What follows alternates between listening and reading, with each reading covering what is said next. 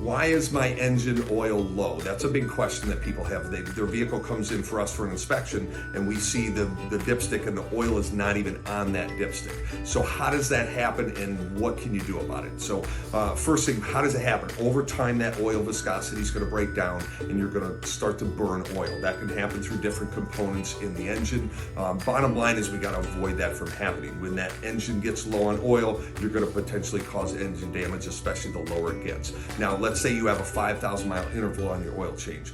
From 0 to 5,000, you might burn just a little bit, but you keep going on that interval, and instead of getting it changed at 5,000, you try to go to 6,000 or 7,000, and now all of a sudden that viscosity is broke down, and you start really burning that oil, and then the vehicle comes in low on oil. So the biggest prevention is get your oil changed on time. Number one, whatever your interval is for your manufacturer or whatever you and your automotive shop decide on is going to work for your driving habits.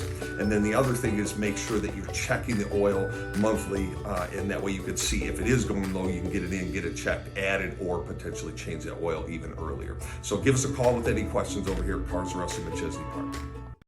877-4277